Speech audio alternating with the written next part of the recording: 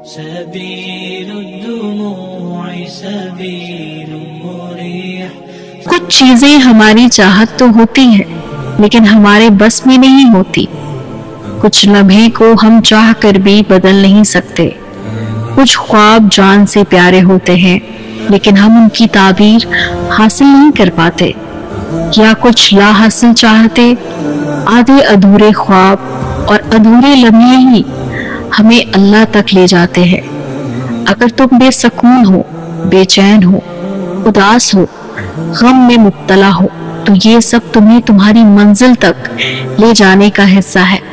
اللہ خود چنتا ہے ان لوگوں کو جنہیں ان سے اپنے قریب کرنا ہو، اور پھر وہ خود ہی ایسے ذریعے، ایسے وسیلے بنا دیتا ہے کہ انسان کو اس کا وقت اور مقدر اللہ تک کھینچ ہی لاتا ہے.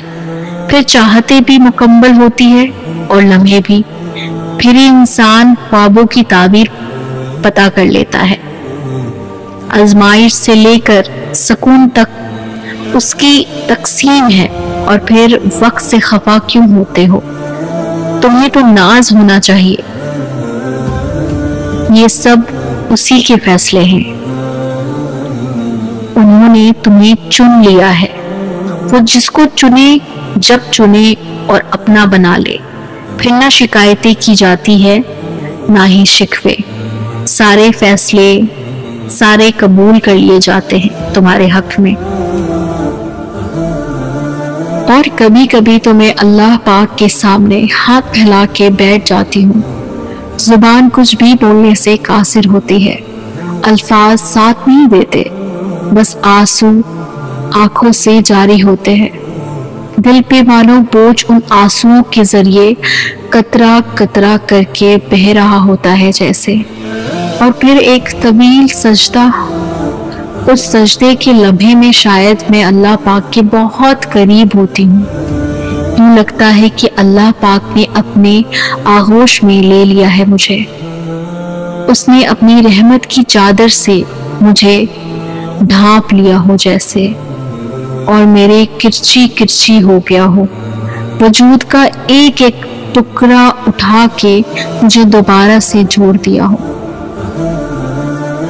ہم بے بس ہوتے ہیں، اللہ تو نہیں. گھبراتے کیوں ہو؟ ڈرتے کیوں ہو؟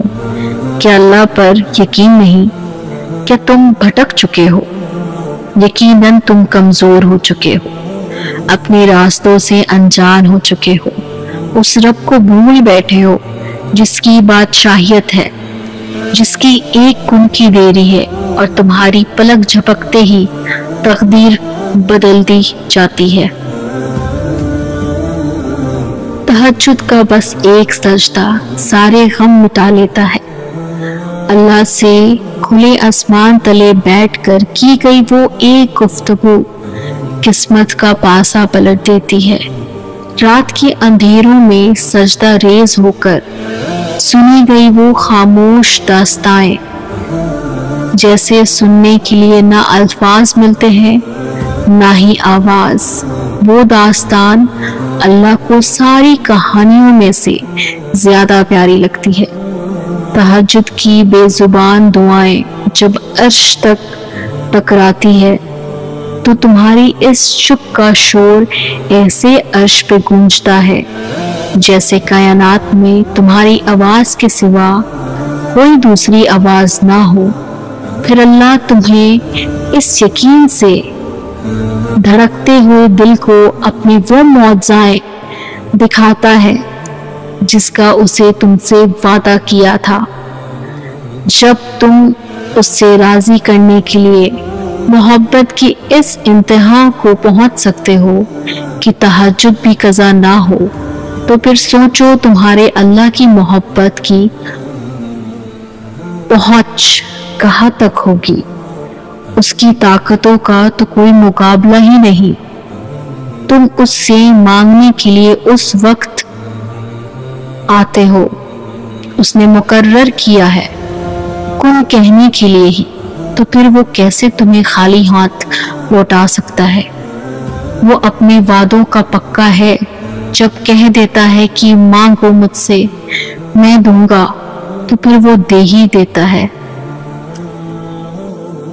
اللہ جب کسی کو تہجد کے سجدے تک لاتا ہے تو اسے مقام خاص سے نواز دیتا ہے۔